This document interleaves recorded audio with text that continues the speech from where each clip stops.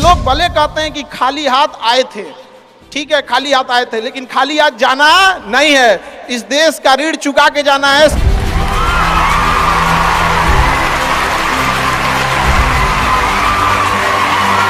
हमेशा याद रखिएगा, अकल बादाम खाने से नहीं ठोकर खाने से आती है। हमने इतिहास से यह सीखा है कि इतिहास से कोई कुछ नहीं सीखता।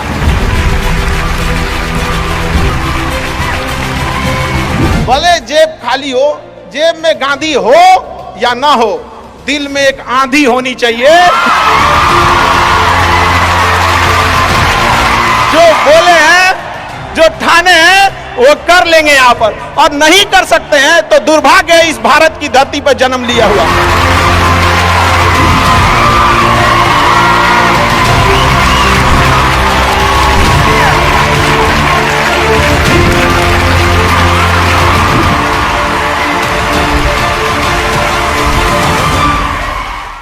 भारत में एंटरप्रेन्योर इतने बड़े संख्या में आ रहे हैं और काफी खुशी हुई इस चीज को देखकर कि भारत चेंजिंग की ओर जा रहा है। अब अपने ओर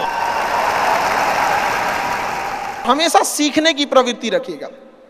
और आज के टाइम पे बाप रे, एक बहुत बड़ी समस्या ना कि दूसरे से प्रति जलन, जरतुआही समझते हैं हम लोग। बिहार का ठेठ भाषा है, पता नहीं आप लोग समझते हैं कि नहीं समझ।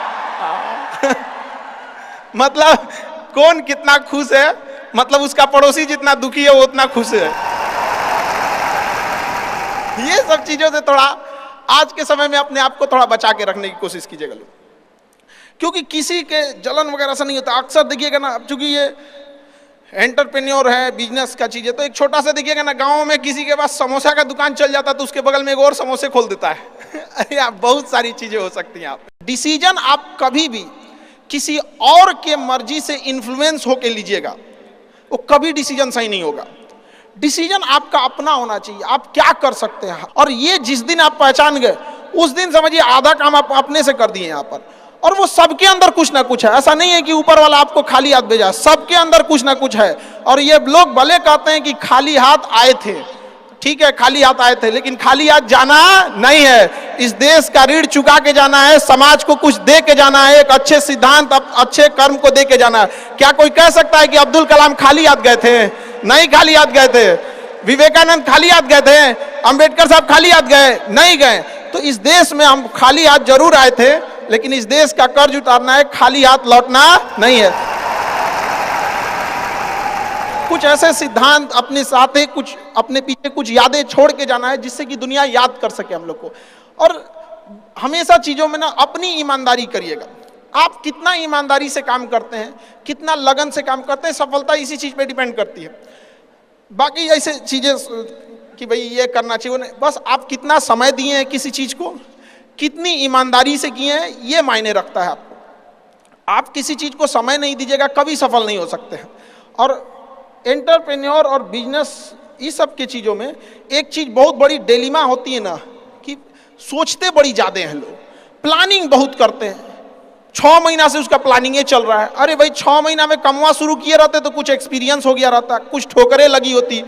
शुरू कर दो, चाहे जैसे करना है। यहाँ पर ऐसा थोड़ी हो सकता है कि एकदम फिनिश होकर काम करे। हर चीज, जमीन से कभी पेड़ नहीं निकल सकता, पौधा ही निकलेगा। आज सीखिए, क्योंकि अगर कल कोई शुरू करता है आपके बाद, तो आपके पास उससे एक दिन का एक्स्ट्रा एक्सपीरियंस रहेगा। और हमेशा याद रखिएगा, अकल बादाम खाने से नहीं ठोकर खाने से आती है। जितना ज्यादा आप ठोकर खाएंगे, उतने ज्यादा अकल आने वाली है। दुनिया का कोई इंसान जो सफल है कह दे कि हमको ठोकर नहीं लगा है, या कोई कह दे कि हम एक ही बार में यहाँ आए हैं, कभी नहीं आ सकते हैं। यहाँ पर स्टार्टिंग कीजिए, यहाँ पे ज्यादा प्लानिंग के चक्कर में नहीं रहे। कितना अच्छा आप प्लानिंग करके आइएगा ना, कुछ चीजें गड़बड़ होंगी। क्योंकि किताबी नॉलेज, ये मोटिवेशन, ये सब चीजें, ये एक अलग चीज है। धरातल पे उतर के जाइएगा ना तो अलग चीज है यहाँ पर। और कभी बिहार में आके देखिएगा तो एकदम में अलग मिलेगा। तो कितना ठोकर लगा है, ये बहुत मायने रखता है। क्योंकि ठोकर नहीं लगेगा ना, जिस पत्थर पे चोट नहीं पड़ती वो कभी मूर्त नहीं बनता है। तो इसलिए जितना आपको चोट लग रहा है, तो ये आपके लिए अच्छी बात है। क्योंकि बड़े बड़े लोगों की जिंदगी में मुसीबत आती है, वो मुसीबत ही आती है बड़े जिन लोगों के लिए, क्योंकि फिल्म में जो सबसे टफ रोल होता है ना, वो बढ़िया हीरो के कंधे पे दिया जाता है। तो ये पृथ्वी पे भी ना ऊपर वाले को पता है कि ये बढ़िया हीरो है, इसको थोड़ा सा हम रोल देते हैं बढ़िया। तो बड़ी जिम्मेदारी देने से पहले ऊपर वाला भी ना आपको टेस्ट करता है, टेस्ट करके ही देखेगा कि नहीं करेगा। हम लोग छोटा सा कोई सामान खरीदते हैं तो उसको ठोक बजा के चेक करते हैं कि सह लेगा कि नहीं सह लेगा। एक छोटा सा बर्तन कोई खरीदने जाता है तो पटक के दिखाता है, देखिए मजबूत है। तो ऊपर वाला भी जब आपको बहुत बड़ा जिम्मेदारी देने वाला होता है ना, तो पहले सोचता है कि इसका थोड़ा सा टेस्ट कर ले। बहुत लोग टेस्टे में भाग जाते हैं, ए भगवान हमरा काहे लिए तुम मुसीबत लाया। यार जब ऊपर वाला तुमको खुशी दिया था तो थैंक यू कहना भूल गए थे, और जब मुसीबत दिया चेक करने के लिए तो परेशान हो गए। यहाँ पर इस चीज़ों से घबराना नहीं चाहिए किसी को। जिसके जिसके जीवन में कठिनाई आ रही है, आप समझिए कि आप एक सही रास्ते पे जा रहे हैं, क्योंकि वही रास्ता सफलता का है। और अगर आपके जीवन में कठिनाई नहीं आ रही है, आप गलत रास्ते पे हैं, क्योंकि सफलता का रास्ता बहुत कठिन होता है। और अभी डिजिटल इंडिया है गया, सबके हाथ में मोबाइल हो गया है। एक चीज अगर आप बहुत आगे बढ़ेंगे ना, तो एक प्रॉब्लम फेस करेंगे। बिना मतलब लोग आपके ऊपर उंगलियां उठाने लगेंगे, बिना मतलब, जिनको कोई मतलब नहीं है। आप देखिएगा तो मतलब अजीब लगेगा। इस सब चीज़ों से कभी मत घबराइएगा। ये कॉस्ट होगी, आपको चुकानी पड़ेगी जब आप बहुत आगे जाएंगे। तो आप लोग बहुत आगे जाएंगे तो पहले से माइंड में कब करके रखिएगा। कुछ लोग होंगे जो बिना मतलब आपसे सवाल पूछेंगे, इन लोग को कभी इंटरटेन मत कीजिएगा, क्योंकि अब भाषा थोड़ी हार्ड हो जाएगी, लेकिन एक हार्ड हो जाएगा तो हो जाएगा। बस भाषा, भाव को समझिएगा, भाषा का नहीं। कि कुत्तों की रेस में दौड़ने से घाटा यह है कि जीतने के बाद भी कुत्ता ही कहलाएगा आदमी। एक बार एक रेस में ना कुछ कुत्तों को दौड़ाया गया, बीच में शेर बांधा गया कि कौन तेज दौड़ता है। शेर दौड़ा ही नहीं, कहा कि जीत के भी क्या फायदा, जीतने के बाद वो कुत्ता कहलाएगा। समझा?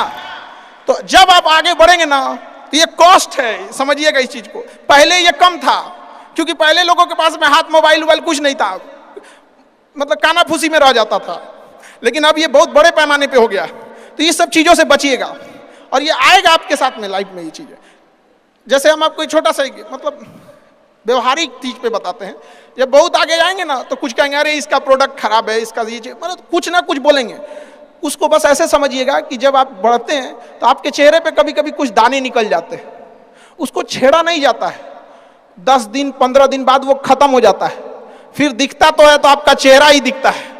और ज्यादा खखोरेंगे ना तो उधर के बर्बाद कर देगा आपको। हम निकला है, छोड़ दीजिएगा उसको। एक समय आएगा जब आप ही जाने जाएंगे।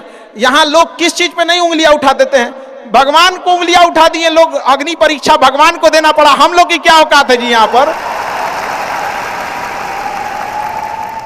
इसलिए भैया इस सब चक्कर में नहीं पड़िएगा आप। जो है वो एकदम परफेक्ट है, चाहे जैसे भी। गलतियां सबसे होंगी, जो गलती करिएगा उसको एक्सेप्ट कर लीजिएगा। हाँ हमारे पास ऐसे गलती हो गई, नेक्स्ट टाइम से हम सुधारेंगे, बट कोशिश कीजिएगा गलतियां ना हो।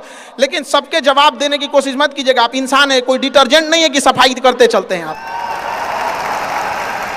और काबिल इतना बनिए ना कि लोग आपको रोकने के लिए ना साजिश करना पड़े, कोशिश नहीं।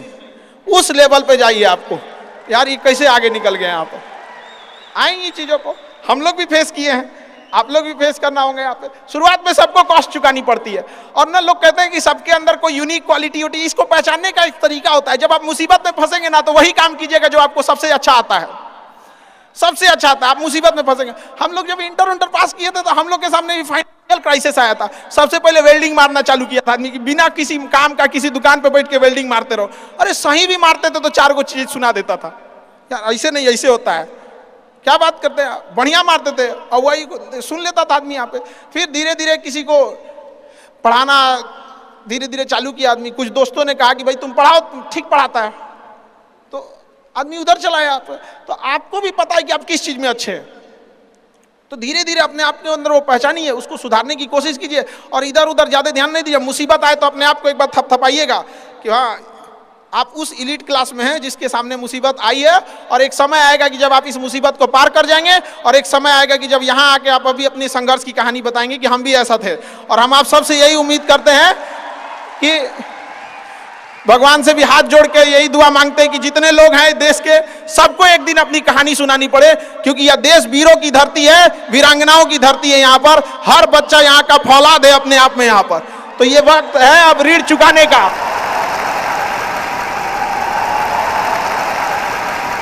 अब इस सदी में हमें अपना नहीं, अब इस देश का भी एक ऋण चुकाना होगा कि शायद पिछले जन्म में बहुत सौभाग्य, बहुत अच्छा काम किए होंगे तो हिंदुस्तान में जन्म लिए, वरना अगर जन्म के समय थोड़ा बहुत बॉर्डर क्रॉस करते ना, उधरिया हो जाते ना, अरे बाप रे बाप,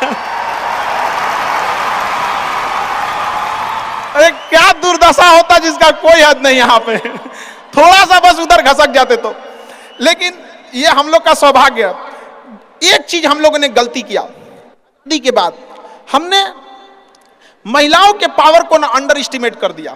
हम लोग 1947 से जो पुरुष समाज है ये सोच रहा है कि देश को आगे ले जाने के लिए, अभी तक सोचिए रहा है। ये हम लोगों से गलतियां हुई हैं। और लड़कियों को हमने जो साथ छोड़ दिया महिलाओं का ना, बस यकीन मानिए जिस दिन भारत देश की महिलाएं पुरुषों के साथ कदम से कदम मिला ली, 10 साल में देश की सूरत बदल जाएगी, दुनिया देखते रह जाएगी। यहाँ पर हम इस चीज को ज्यादा समझ सकते हैं क्योंकि हमारी खुद की बहन नहीं, अपनी बहन नहीं, लेकिन अभी भी हम अपना घर देखते हैं ना तो लगता है कि बहुत बड़ी कमी है। और अगर बहन रहती तो चीजों को अच्छे से समेट के रख सकती थी। तो इसलिए हम देखेंगे हमको इंडिया में सबसे ज्यादा राखी बांधी जाती है, पूरे हिंदुस्तान में सबसे ज्यादा राखी बांधी जाती है। नहीं था तो हमारे यहाँ माझी जी थे ना, वो कहे कि भगवान के भरोसे मत बैठो, क्या पता भगवान तोरे भरोसे बैठा लो। तो बहन नहीं थी तो क्या दिक्कत है, दुनिया में सबसे ज्यादा राखी बांधी गई। अब मतलब अभी सोचते हैं कि अगली बार, अभी इस बार 7,500 राखी बांधी गई थी, 7,500। हर साल रक्षाबंधन के बाद, पहले ही रक्षाबंधन से पहले हमको एक डॉक्टर अपॉइंट करके रखना पड़ता है कि सर मेरा ना ब्लड रुक जाएगा, इतना राखी बांधी जाती है। तो आप एकदम ना स्टैंड बाई पे रेडी रहिएगा वहां पे।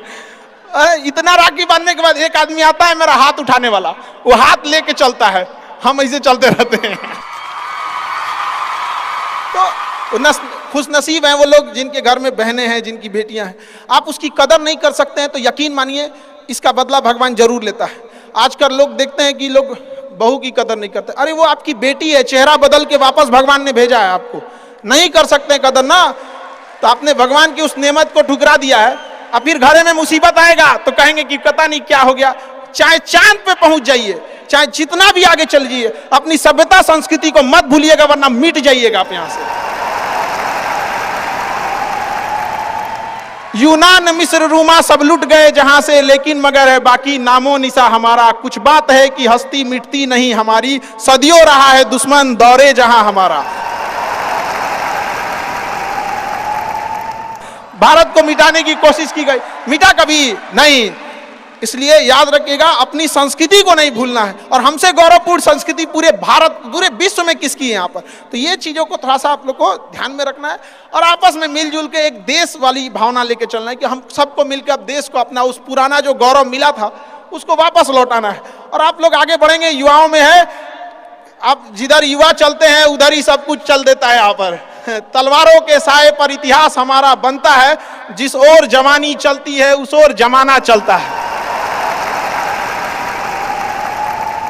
आप युवा लोग हैं, आपको किसी कौन रोक सकता है यहाँ पे। मैं दरिया हूं, अपना हुनर जानता हूं, जिधर से भी गुजरूंगा अपना रास्ता बना लूंगा। तो युवाओं में यही तो एक है, भले जेब खाली हो, जेब में गांधी हो या ना हो, दिल में एक आंधी होनी चाहिए। जो बोले हैं, जो ठाने हैं वो कर लेंगे यहाँ पर, और नहीं कर सकते हैं तो दुर्भाग्य है इस भारत की धरती पर जन्म लिया हुआ, ये व्यर्थ हो जाएगा यहाँ पर। तो एक कहानी लिखना है जो आगे जाके सबको सुनाना है, और हर उस घर में 2 किलो अलग से मिठाई जाएगी जिस घर से आवाज आई थी कि इससे नहीं हो सकता है, अलग से एकदम ले भैया तोरे लिए स्पेशल है यहाँ पर। एकदम तारीफ करने वालों की कमी हो जाए, जलने वालों की कमी नहीं होना चाहिए। एकदम मिसाल बनिए। आप सब लोग को, हमारा आप सब लोग को ढेर सारा शुभकामनाएं, दुआएं। आपके ठोकरें आएंगी, लगेंगी ठोकरें, उसी को ठोकर लगती है ना जो चलता है, जो सुतल है बेड पे, ओकरा कौन ची का ठोकर लगने वाला है। और ठोकर नहीं लगेगी तो नहीं आगे बढ़ सकते हैं। कामचोरों से तो इंडिया परेशान है, जो कुछ नहीं करता वो भी संडे को आराम करता है। अरे तोरे लिए कौन सी का संडे यार, काम बस ईमानदारी से कीजिए। हम लॉकडाउन का एक छोटा सा एग्जांपल देते हैं। हमारे यहाँ एक लेबर था, जो नहीं काम करते हैं लेबर लोग, उनकी बहुत दुर्दशा हो गई लॉकडाउन में। रियल में एक्चुअली उनके साथ प्रॉब्लम क्या है ना, they don't have backup money. वो डेली कमाने वाले हैं, डेली खाने वाले हैं। उनका अगर 10 दिन का दिहाड़ी बंद हो गया ना तो उनके लिए बहुत दिक्कत आ जाती है।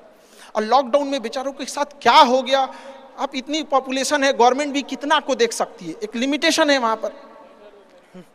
तो उसके साथ बहुत दिक्कत आ गया। तो हमसे बेचारे, हम भी लॉकडाउन में खाली बैठे थे, तो हमसे बोले कि देखिए एक तो काम नहीं मिलता है तो हम लोग को महीना में 20 दिन मिलेगा, 22 दिन मिलेगा, हम लोग के पास बैकअप नहीं होता है।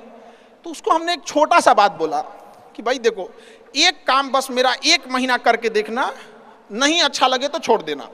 काम पे जाते कितने हो, तो बताया कि 8 बजे जाते हैं। अलग अलग शहर में वो काम करने वाले मजदूर जो आते हैं, मिस्त्री, उनका टाइमिंग अलग अलग हो सकता है। हमारे यहाँ 8 बजे आते हैं लोग, और फिर दोपहर में लंच करते हैं, शाम में 4-5 बजे 5 बजे चले जाते हैं। तो कहे 8 बजे के काम में आप कितने बजे जाते हो? कहा कि सर वही पहुँचते पहुँचते 7:15 हो जाता है, खैनी उनी बनाते चाय पीते 8:30 हो जाता है। हम कहे एक बात बताओ, ये आधा घंटा तुम किस में काटे? तो कहा कि जहां काम करने गए ना उनके में से। हम कहे नहीं, यही इस गड़बड़ है। आप अपनी जिम्मेदारी में से आधा घंटा काट लिए थे, आप वहां 15 मिनट पहले पहुंच के देखो। तो कहे आई क्या बोलते हैं मास्टर, पगला गए हैं एकदम। हम भाई देख तो 1 महीना काम करके देखो, बस तुम वहां 15 मिनट पहले पहुंच के देखो। वो इंसान 15 मिनट पहले पहुंच जाता था, 5 मिनट पहले ही काम चालू कर देता था, बाकियों के आने से पहले। लंच पे जाते थे तो जब सब चले जाते थे 1-8 मिनट लेट से लंच जाते थे, कुछ नहीं होने वाला है। 1-8 मिनट लंच के खत्म होने से पहले ही चले आते थे, बाकी लंच खत्म हो गया 10 मिनट बाद आ रहा है, वो लंच खत्म होने से 1-8 मिनट पहले ही चले आते थे। जब सारे लोग 5 बजे चले जाते थे तो 5:05 पे जाते हैं। तो हमसे कहें कि खान सर ये आप बता रहे हैं नहीं, बहुत उटपटांग बात बता रहे हैं आप। तो भैया 1 महीना काम कर लो, हाथ जोड़ लेते हैं। आज के टाइम पे जब वो 1 महीना काम किया, 10 दिन के अंदर लोगों को हो गया यार कितना ईमानदारी से काम करता है। आज उसको फोन से लोग बोलते हैं कि भाई मिस्त्री खाली हो, फोन से बोलते हैं। और लोग क्या कहते हैं पता है, इसको काम दे देंगे ना तो टेंशन नहीं है, टेंशन नहीं है, काम वही है। आप दुनिया में कुछ भी कीजिए, बशर्ते क्या कीजिए, ईमानदारी से। और आपके यहाँ जो काम करने आ रहा है ना, प्लीज उसका भी आप लोग, मतलब जो भी आप लोग एंटरप्रेन्योर है तो आपके अंडर में भी लोग काम करेंगे, उसका भी ध्यान रखिएगा एक परिवार की तरह। ये नहीं कि उसका भी रोक रख के सैलरी रख ले 2 महीना 3 महीने का, और उसके बाद कहेंगे कि चौपट काय हो रहे हैं। ऊपर वाले की लाठी में आवाज नहीं होता, इस चीज को हमेशा याद रखिएगा। देखिए जैसे बड़ी कंपनी, याद रखिएगा, बड़ी कंपनी कस्टमर तक डायरेक्ट नहीं पहुंचती है, बीच में एक डिस्ट्रीब्यूटर रखती है, डायरेक्ट कस्टमर को सामान नहीं बेचती है। अगर किसी बिस्किट कंपनी को तो सोचिएगा बिस्किट डायरेक्ट नहीं देगी, बीच में क्या रखती है, डिस्ट्रीब्यूटर रखती है। उसी तरह ऊपर वाला भी ना सबको हाथ में डायरेक्ट पैसा नहीं देता है, बीच में एक डिस्ट्रीब्यूटर रखता है। हो सकता है आप एंटरप्रेन्योर वही डिस्ट्रीब्यूटर है, आपके माध्यम से गरीबों का चूल्हा जलता है, आप मत मारिएगा। आप प्लीज उन गरीबों का हक मत मारिएगा। नहीं तो बड़ी कंपनी को दिख जाता है कि ये डिस्ट्रीब्यूटर ठीक नहीं है तो उस डिस्ट्रीब्यूटर को चेंज कर देता है। अगर गरीबों का हक मारेंगे और ऊपर वाले को नजर पड़ गया कि ये डिस्ट्रीब्यूटर ठीक नहीं है तो साइड कर देगा, और फिर कहेंगे कि अब हमारा बिजनेस चौपट हो गया। अरे बाबू तुम खुद चौपट किया आपने।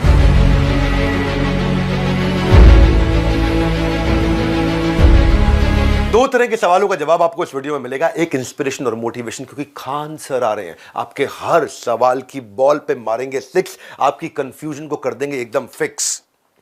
खान सर आपको अमेजिंग सवाल जवाब में चर्चा करेंगे।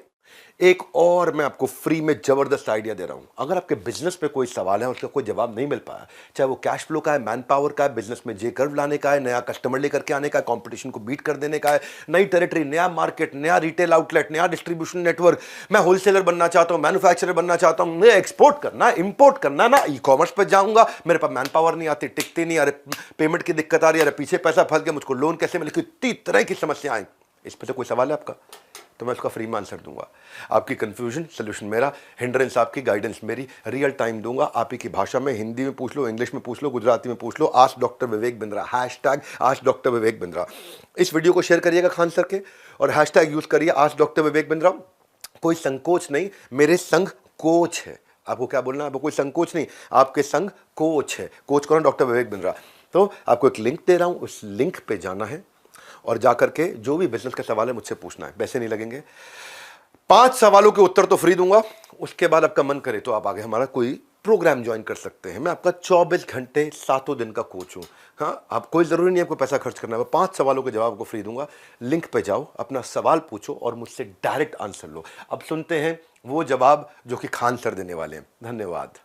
खान सर, आपका पूरा नाम जानना चाहते हैं और थोड़ा आपने स्ट्रगल कैसे किया उसके बारे में बताइए। बिल्कुल, आपको अधिकार है पूरा नाम जानने का, लेकिन हमने इतिहास से यह सीखा है कि इतिहास से कोई कुछ नहीं सीखता है। हम आपको एक एग्जाम्पल देते हैं।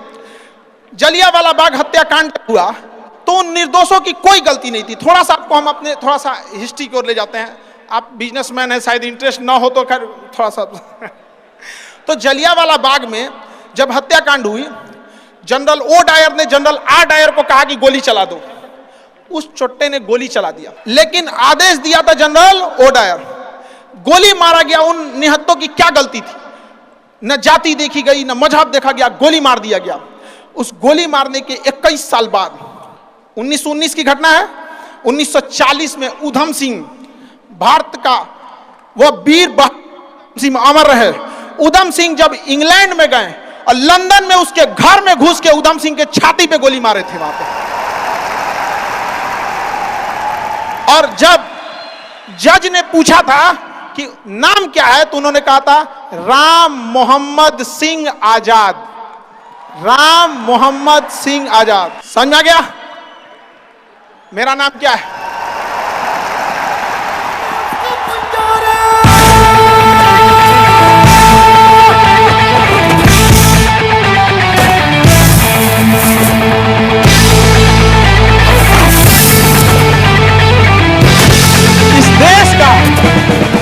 इस देश का इतना गौरवपूर्ण इतिहास अगर हम भूलेंगे तो इतिहास माफ नहीं करेगा और उन शहीदों के लिए यह एक शर्म की बात हो जाएगी। उनकी आत्मा को उस दिन गर्व महसूस होगा जब हम सब अपनी जाति, धर्म, मजहब छोड़कर एक हिंदुस्तानी कहलाएंगे। यहां पर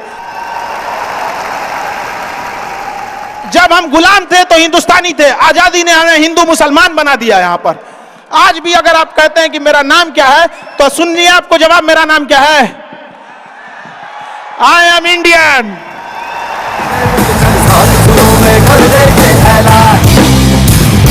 हिम्मत है तो लोगों, जुर्रत है तो मानो, आज हथेली में रखती है जान। मेरी एज अभी 21 है, ठीक है। तो मैंने अभी रिसेंटली कॉर्पोरेट लाइफ में एंटर किया है। तो मैंने चाणक्य नीति पढ़ी थी। तो चाणक्य नीति में चाणक्य जी एक चीज बोलते हैं।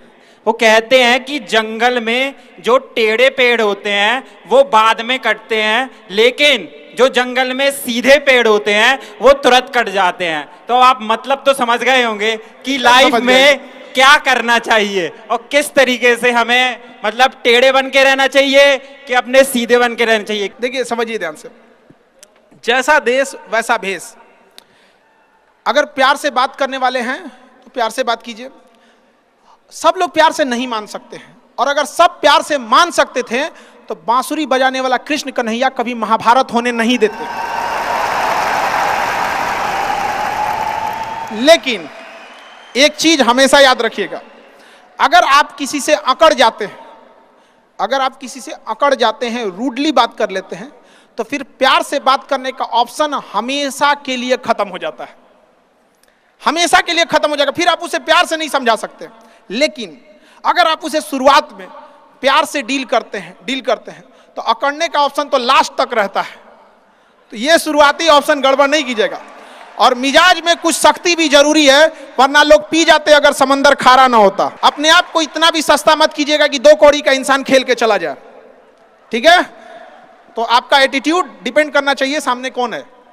एक जैसा नहीं। हाँ, अतिथि देवो भव है। इसी चक्कर में अंग्रेज धो के चल गए हम लोग। और हम लोग रहते वास्को डिगामा को बांध के मारते पहले। मैं 3 विद्यालय का संचालन कर रहा हूं और वर्तमान में कानपुर देहात में सबसे टॉप में विद्यालय है। मैं चाहता हूं कि उस संस्था को प्रदेश और देश लेवल पर ले जाऊं, तो क्या उसके लिए सुझाव चाहता हूं आपसे। सर थोड़ा सा एक चीज करिएगा, आप संस्था को टॉप या संस्था को बेहतर से बेहतर आप एक कोशिश कीजिएगा कि संस्था में पढ़ रहे वाले बच्चों को टॉप करा दे। बस वो बच्चे टॉप रहने चाहिए। सर हमारी संस्था में जाएंगे, वो गोदाम था, अनाज रखने वाले गोदाम को हम क्लासरूम बनाए हैं। हमारे यहाँ लगभग 200-250 लड़के जमीन पे बैठ के पढ़ते हैं। हमने कभी संस्था पे ध्यान ही नहीं दिया, जब भी ध्यान दिए बच्चों पे ध्यान दिए। तो सर एजुकेशन में वो करना है कि वो बच्चे ब्रांड एम्बेसडर बने आगे जाके।